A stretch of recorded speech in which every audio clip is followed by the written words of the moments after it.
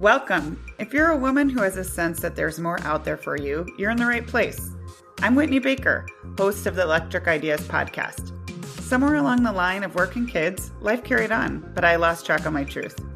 I'm on a reflective journey, and that's what this podcast is all about. Each week, I interview a woman who is lighting her own path and offering others hope. Before our conversation ends, we'll share a reflective question for you to explore. Sometimes all we need is a jolt, a fresh idea, an aha moment that connects us to a sense of possibility. This, my friends, is what I call an electric idea. Welcome back to Electric Ideas. I'm your host, Whitney Baker. Before we get into today's show, I have a question for the moms in my audience. With the hustle and the bustle that the holiday season can bring, wouldn't it feel good to know you have some expansive space earmarked to nurture your own needs in the new year? My signature Season to Shift Mastermind starts on January 25th. It's a 6-week program created specifically for moms who are ready to reclaim their identity outside their work and motherhood roles. Oftentimes, the women I work with feel called to do more with their lives and crave a sense of wanting to just live with so much more intention, but they're not sure where to start. Here's what you would have to look forward to if you're interested in investing in yourself and joining an amazing community of women. So each week we'd have an hour-long call. It's a super inviting and playful environment for you to reconnect to yourself. We do a lot of guided visualization work, writing exercises, and have super meaningful group discussions. And then each week there's a weekly assignment to help you kind of integrate these discoveries that you have during the call. And also accountability from a group of super supportive, like-minded women who are also ready to experience some personal transformation.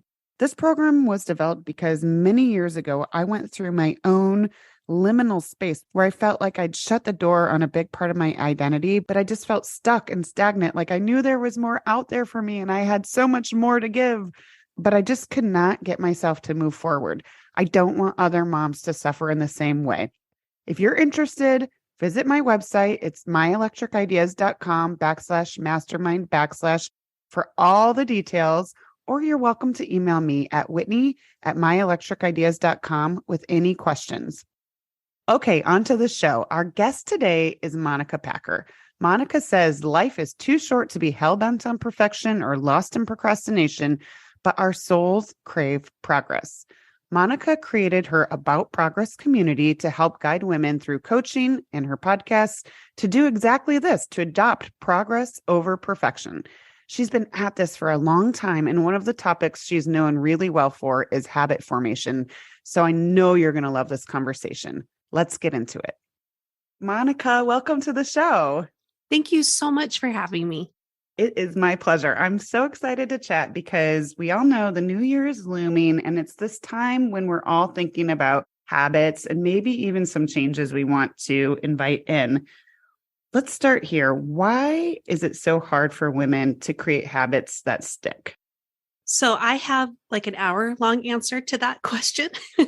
So what I'm going to give you is a nutshell version. And I want to start by first saying that if you are a person listening and you're thinking, oh crap, like I have to do this again, or it just feels looming and daunting, and you have all these icky feelings about the new year and the pressure of starting anew, I hear you, and I'm going to be speaking to you.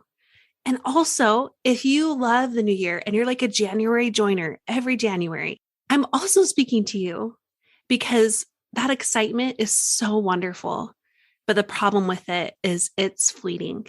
And so I know, regardless of where you are, you'll likely soon come to a place where you feel like, well, gosh, I'm just not a habit person, because I couldn't stick to it. I wasn't able to do what I said I was going to do and the way I was going to do it. And so I'm not a habit person and I just fail at these things.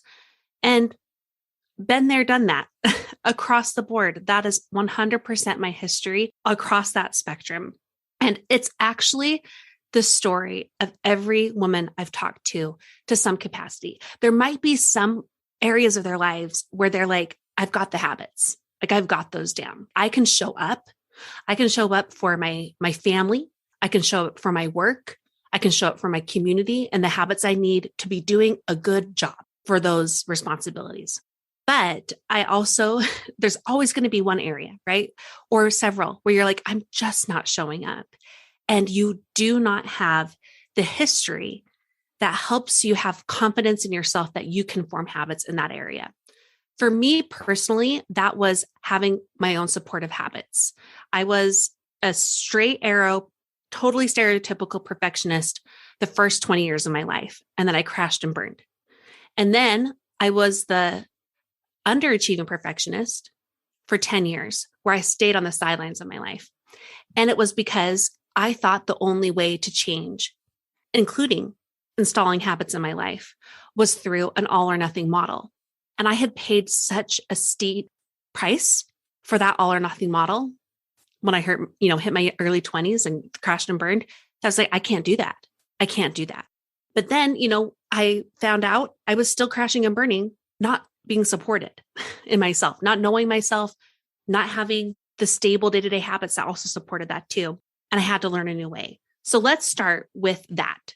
Okay, I want to jump in real quick because I feel like I want to make, because that already had some goodies in there and you haven't even, gotten to all of this amazing things I know you're about to share. But I hadn't thought about it that way. And I really liked how you compared the January joiner. Yeah.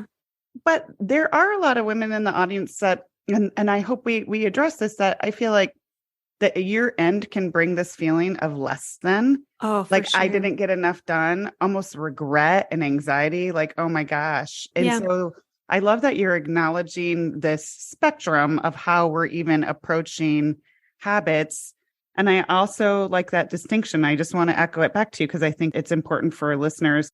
Let me see if I got this right. You're kind of in like perfectionist mode and you finally kind of unraveled from that in what you thought was a good way, but it seems like you went almost too far the other way where you were, okay, I'm good at doing nothing. I'm over that life. Is that fair? And guess what that is though? That's still perfectionism. Interesting. And that's what I did not know for those 10 years. So for those 10 years that I stayed on the sidelines because of fear of failure, I didn't realize I was still a perfectionist. And in fact, the most common kind is someone who does not do things out of fear of failure. And you're not showing up for yourself at all. Yeah. Okay. So let's bring you back to where I had to interrupt there because that's the stage is set. So back to why, with this in our backdrop, why it's hard for women to create habits that stick. Okay. One is that history. We all have a habit story. And that sounds really dramatic when I say it that way. But really, it's just something as simple as what's your history with habit formation, especially considering the area where you feel the most inadequate in terms of habits. And what does that have to do with your failure with habits? Now, with this is the bigger piece to the puzzle, why women fail at habits. We blame ourselves when really we need to be blaming the methods. We don't know that it's not us that's broken. It's the habit formation methods that we've been taught. They are not designed for us. They're not designed for the lives that we lead. And that's when I have the full hour-long answer. And I have a free class about that I'll share about later. But when I share this, I want to be really clear. A lot of women, when they hear me say women must do habits differently, they feel like, well, that's not very women empowered speech. We can do it. We can do anything a man can do. And believe me, I believe that. I 100% do. But there are mountains and decades of research that show that right now, especially our generation of women, are living with the consequences of being raised and being told we can do anything, but also being in real life, realistic settings where we cannot. We're not being equipped. We're being set up to fail. Okay. And with that, there's an amazing book called Invisible Women. And it's by Caroline Criado Perez. I had to close my eyes to make sure I had that right. But oh my gosh, it's such a fascinating read and also will make you so angry because what she does is she's an incredible researcher and she shares the research behind how even medicine has primarily only been tested on men. Our bodies are different than men. Medicine's going to interact differently with our bodies than they are men. But it goes across everything. It's the same with habit formation. the methods that we've been given are not made for us. They are setting us up for failure. And I can absolutely break that down for you in whatever way you'd like and however deep you'd like to go with that. But let's start with those two things.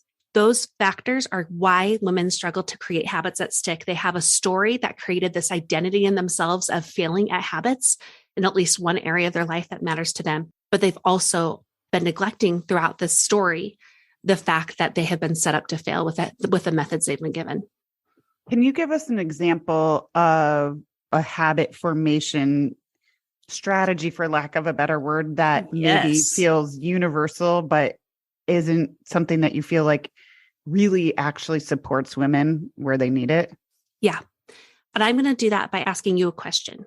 This is not a test, so you won't I'm fail nervous. at this, okay? All right. The question is, Whitney, are you ready? How many days does it take to form a habit? 21. Okay. Every time I ask someone, every time I get a number, no matter what, there's a number. It's usually 21, 28, or sometimes 100 days. So we all have that in our head. But what that number is dependent on is consistency. Now let's break down what this consistency looks like and the way it's been taught. That consistency is for 21, 28, 100 days. You do the habit you want every single one of those days in a row. That method alone is reliant on a very predictable schedule. It's very rigid. It's extremely all or nothing. And it also starts with the ideal version of the habit.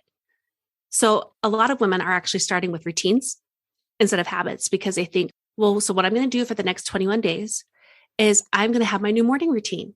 And they even might think it sounds simple. Like I'll wake up just a half an hour earlier. I'll do some yoga stretching. I'll do yoga stretching. I'll do some yoga or stretching. There we go. I'll meditate and I'll write in my journal. It'll only take 30 minutes. I got this. But 5 days in, a kid is sick. 5 days in, their period starts. So 5 days in, they're in charge of our work party. Why do women plan all the work parties? It's like things happen where maybe they only have 10 minutes or fewer. And because they can't hit that ideal target exactly how it's supposed to be every day of that 21, 28, 100 days, they don't have the quote unquote consistency they need to form a habit. And they, again, quote unquote, fail. And I'm going to do my best to not do quote unquote the rest of our interview. But that alone is one of the biggest examples of how we're set up to fail. There is another way though, so we can talk about that too. But let's just start there. Like how many of us have fallen for that, right? And what does the research show about how having I'm going to say a setback, like, okay, I've got this new habit. I'm going to do something every day. And then you miss it. Are women more likely to just throw in the towel then? Or tell me about that. Well, it's a good question to ask because legitimately that's maybe even more than half of the problem with the habit formation methods. And like the research they do about it is even the research, what are they called? Like not counterparts, but the people that are actually researching are men. Mm-hmm. So I don't have a scientific, I can give you a 100% backed answer on that. But based off of the hundreds of women that I've coached and, that I've worked with over my 6 years of coaching and podcasting, the answer is, yeah, they just blame themselves and stop. When really it's this definition of consistency is wrong. Habits still do live and die by consistency. But for women, we must do habits differently, which means consistency is different, not because we're weak, but because we're not robots, because of the circumstances and the social constructs that we are in that demand that we do things differently until bigger things can change over time. That really resonates with me because it's kind of like consistency with grace. Yeah. And, that's not really taught. I've read all those New York Times bestseller books on habit formation. I said I was not a habit person. Believe me, I wasn't. I had no plans to get into habit formation. My podcast, we talk about habits, but it's not primarily the only thing we talk about. But I am still now I'm a habit expert. And I'll tell you why. It's because of this transition I made of reading those books and them not working for me. And at first being tempted to blame myself But then because I was working with a lot of clients and we were trying to employ these habit methods, not because I set out to, but because our work on their identity and knowing who they were and our work on them finding more fulfillment in their lives, it was impossible for us to make those things a reality in their lives without having habits that helped support that identity and that fulfillment. So we were trying to just employ these most up-to-date methods. And I was shocked because every woman I worked with across the board, whether they had children in the home or didn't, whether they worked outside of the home or didn't, women who were in their early 20s, women to their late 60s, they failed at these habit formation methods. And it showed us that it wasn't them that were broken. It was the methods. So this is not just like all about my own personal experience, but it started with that. So I am hearing that two things that don't work are being unrealistically rigid. Yeah. Mm-hmm. And then also just, I'm like, I want to talk more because it's like being realistic, but not letting us off the hook. I love how you're centralizing this to the reality of women's lives, that we get interrupted all the time, because that conversation is missing. I mean, a few weeks ago, I had an unexpected kid homesick for 5 days, but that type of stuff happens all the time. All the time. I don't know a single woman with a consistent schedule. And I even mean that for my retired clients who don't have kids in the home. They still don't have a consistent schedule. And it's not just because they're retired. Do you want to talk more about consistency then, about what it does look like? Because you're right. It is about having grace, but it's also not about being like the underachieving perfectionist I was for 10 years and just saying, why even try? Yes, I definitely want to get into it all. I want to hear, because you've worked with so many women and set up systems that have felt consistent, but also realistic and supportive. So what does work? Let's start by redefining two things. One is what consistency is and what that looks like. And the second to this is what habits are. And that might be like, what?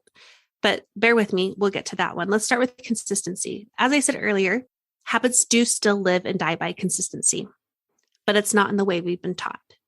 So here is what my definition of consistency is. Being consistent looks like doing your best most of the time, over time. Now, a lot of us think that consistency and flexibility do not work together. And the opposite is true. You cannot be consistent without being flexible. And when I broke down that definition for you, doing your best most of the time over time, your best is allowed to change. It's allowed to change day to day. Often it's allowed to change season to season, even season of life kind of season. And when I say most of the time, especially in the beginning with habit formation, we're thinking about like 6 out of 10 days, and eventually you have even more consistency over time. And that over time piece is important too, because a big part of this is time and building off of what I will teach you about with baseline habits. So let's go back to doing your best. And how do you make that flexible? Because when I used to think of like, do your best, I would think, oh yeah, like that means do it perfect or give it your all, like go 100, 10%. No, like I'm saying realistic, what's your best that you can do today? Earlier, we talked about how the other methods we've learned about habit formation, their consistency was like you start with the ideal habit. And that's like a best of day kind of habit. So what you really want to start with is having a worst of day version, which I call a baseline. And this is the smallest and simplest version of your ideal habit that you can do on your worst of days. And it needs to be laughably small, especially in the beginning. And that's where you start. So an example of this is, let's say that morning routine that we talked about earlier, it was like a 3-step routine. Didn't sound very intense, but it was still, because on a worst of day, when any of those obstacles happen that we brought up, that's not going to be possible. 30 minutes will be like comparative to like a 3-hour routine. So instead, what you want to think about is, how do I actually want to feel in the morning? And which step of that routine will help create that feeling starting now? And with that step, how can I have the smallest and simplest version of that? So for you, maybe it's journaling. And instead of you thinking that means I need to write even a page in my journal, The smallest and simplest version of that is I need to write one line in my journal. That's my baseline. On my worst of day, I can always write one line. And it might sound like you are making it so you're like, oh, like pat on the head, that's like nothing.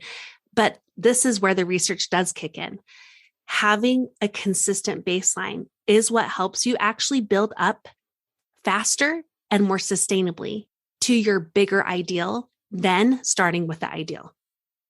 I'm really, really on board with this shift and loving it. And I love the morning. I'll throw myself in the ring as a perfect example. I have built up my morning routine, and it's actually like really on point with your example. It's like meditation and journaling and getting up before the kids. But I had one day in the past week, for example, where my husband turned off my alarm before it just is. He never does that. I don't know why he did that. And I just didn't get up. Yeah. And I was like, crap, I hate that feeling. But I decided that before I got my kids up, I still was just going to sit down and just have 3 minutes. It's not my normal. And just, what you're saying is just like really speaking to me, because it just felt still like, it's okay. It's okay. I can do something small, but it still felt like I was living out my truth and like showing up for myself, even if it was this like tiny way, It still created the feelings that you needed from even that bigger morning routine. And what it also does is it rewrites the habit story that you used to have. So not only do you have the consistency you actually need to build a habit and to have it always there, no matter what, it's always there, those baselines, but you also have a new level of confidence in yourself that you can do the things you say you're going to do, that you can support yourself. And that actually is the other thing we need to talk about is redefining habits. We'll get there. But I want to say one more thing though about the baseline. That is so powerful because it takes a lot of courage to start small. And a lot of women are going to just want to skip right over that. I'm going to challenge you to have the courage to do the smallest of things. Because what's so amazing about the baseline is not only does it create the consistency and the foundation you need to build, like I said, faster and more sustainably, like you're going to get the bigger habit more often and in ways that require less energy for you because it's more of a habit than if you started with that ideal. What also is so cool about these baselines is that your highs get higher, your ideals get better, but your lows get higher too. So your baseline will grow. What you can do on your worst of day will grow too over time. You can always come back to that first baseline in different seasons. Like when I was basically bedridden with morning sickness for 4 months this summer, I went back to my original baselines. But because I had those baselines of those habits that were the most supportive for me, when I began to start feeling better, my baselines grew pretty quickly back to the ones they were at before I got pregnant. So don't underestimate the power in starting small. I love this too, because oftentimes as women, it can just be unnerving when you feel like you have a vision and you want to show up for yourself, but there's always things, like you said, planning the party or a loss or something. I think that life never just stands still, right? And I think it's really actually empowering just to have this like seemingly small, but more consistent, like, okay, no matter what, I can still do this small thing for myself and feel like today I'm doing something for myself and kind of anchoring myself. Yes. I really love that. And I also love this idea of the baseline because I think, as we approach the new year, so many people are like setting very lofty goals. And I'm all about like, go for it, go, reach big. But this just seems like if you're building that consistency muscle and then actually showing up, it almost seems like it'll be a fun celebration when you blow out of the water. And that's such a good feeling like, oh man, I went way past my baseline today. Yay. It's more versus like being on the other side of things where you're like, oh, I didn't do much today. It's really a mindset shift, right? It is. And what's also cool though, it's like also like science backed. So a lot of why we fail at habits is because they're too reliant on motivation. Even the ideal version of the habits, if you think they're still simple enough, they will likely require more energy than you are used to doing at that time of day. And that's what motivation is. Motivation is just energy. So we can't rely on it. We don't have a bank of like a limitless motivation. Our amount of motivation can grow, like there is science on that, right? But what these baselines do is that they help you not rely on motivation. They help you create momentum. And that's where the science kicks in. Momentum just takes a teeny bit of energy to start and it builds. So like you can ride this momentum wave because you had a baseline. So you can say, I only have to write one line. And then you're writing one line, you're like, I can write two. And that's the momentum wave. And you've done a little more and it just feels so good. Mm-hmm. And now you have that confidence and know-how to keep going. Love it. Okay. So we got into that a little bit. You also, I think, correct me if I'm wrong, but you told me that another piece of this was that we need to actually redefine habits. Are we let's come back to that. Thank you for being such a good listener, because clearly like I could talk about all this stuff and go off in so many directions. So yes, so we redefine consistency. Let's redefine what habits are. I think a lot of us think habits are metrics of success. They are prescriptions that we need to match in order to be a good fill in the blank. Like in order to be a good school teacher, these are the habits I have. In order to be a good mom, in order to be a good person, and here are the habits. Like I have to be an early bird. I have to be like, you know what these look like. If I ask you what's good at exercising, we all know we have a version of this, of what that looks like, a prescription. Like this is what it looks like to have a habit of exercise.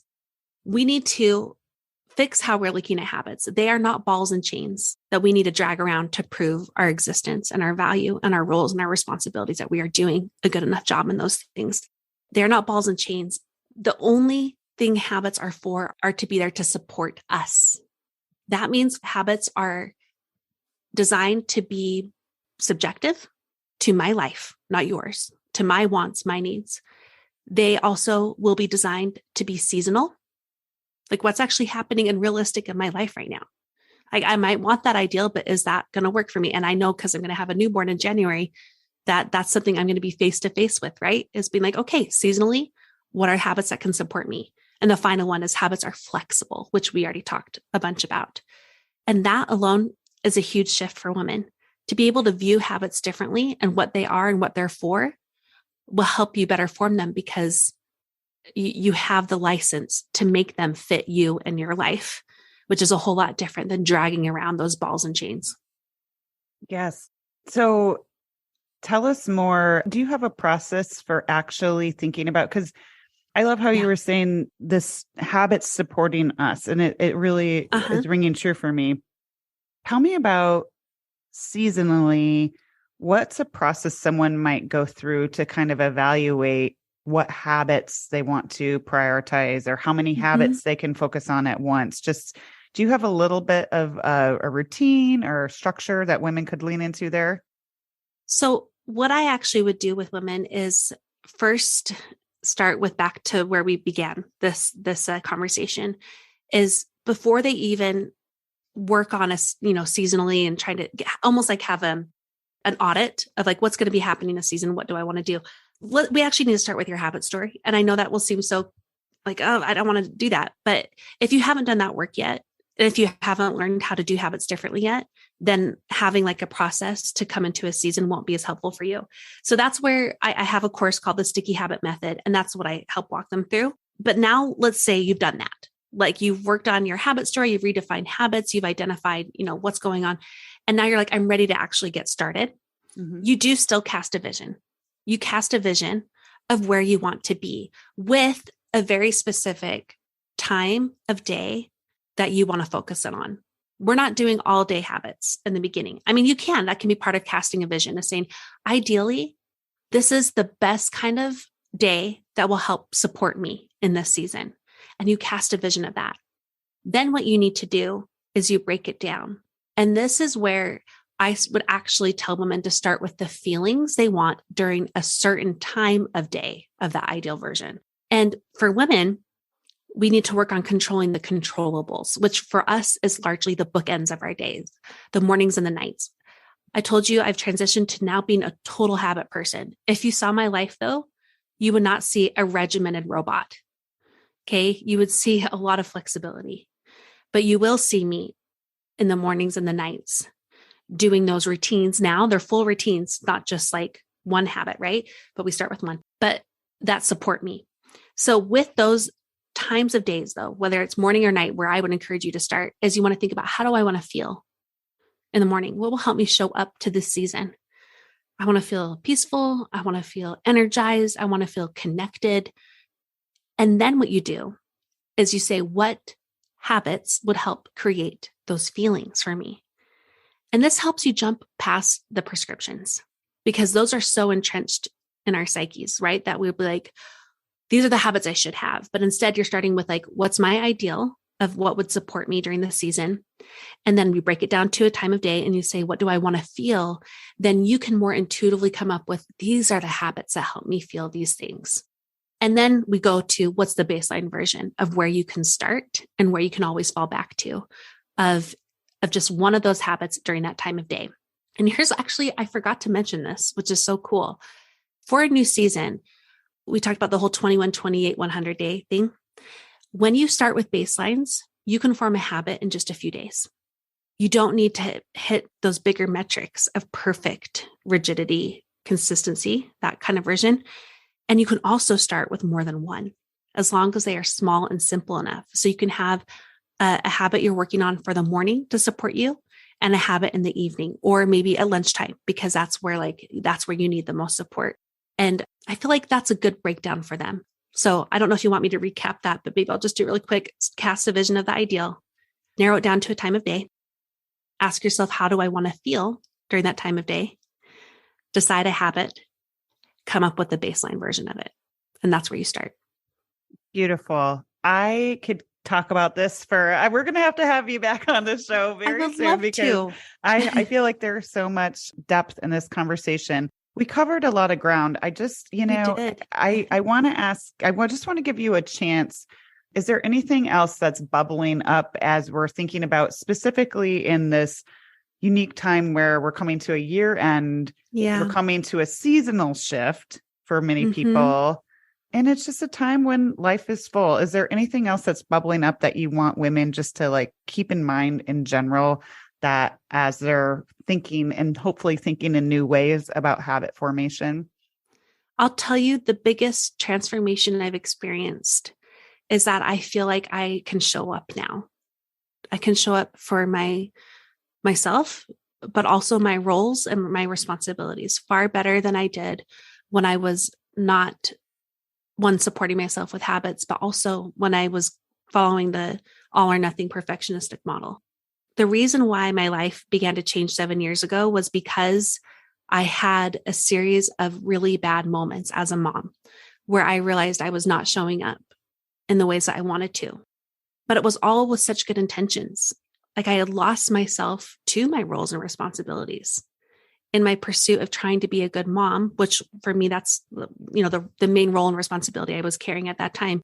In my pursuit of being that kind of mom, I lost myself to it. And in the process, I was not showing up to it the way that I wanted to.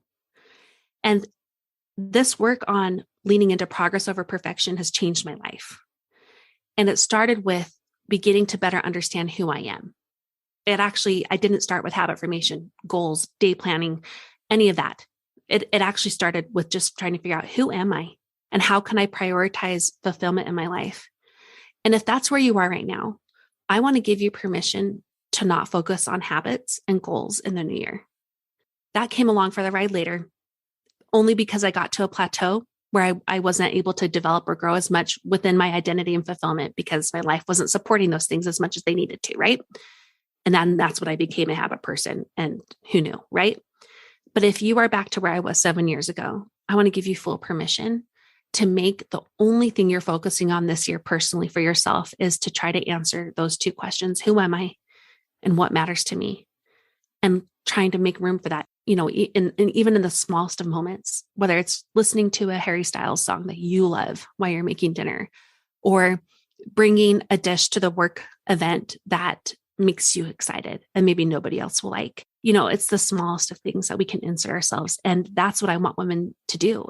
My whole work is to help women show up, because we need you. The world needs you desperately, really, truly desperately. So have the courage to prioritize, starting with knowing who you are and what matters to you so you can show up for yourself. Beautiful. Thank you so much. Coincidentally, I always end my podcast by asking women, what's one question women should be asking themselves more? And you're welcome to repeat if you want. That was a beautiful offering you just made.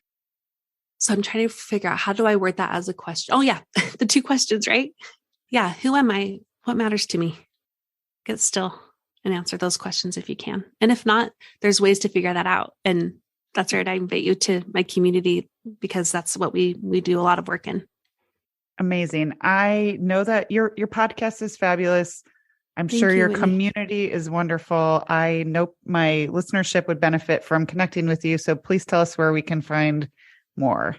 You're listening to a podcast. So search for me in whatever podcast app you're listening in. Search for About Progress. The whole premise is life is about progress, not perfection. And if you want to learn more about why women must do habits differently, sign up for my free class I teach on it. It's at aboutprogress.com/habit class. Wonderful. Thank you so much for being on the show today. Oh, thanks for your time. I'm so glad you joined me today. If you're looking for more, feel free to connect with me on Instagram at @WhitneyWoman. And if you enjoyed the show, I invite you to support me by leaving a review or sharing it with a friend. Hope you have an inspired day.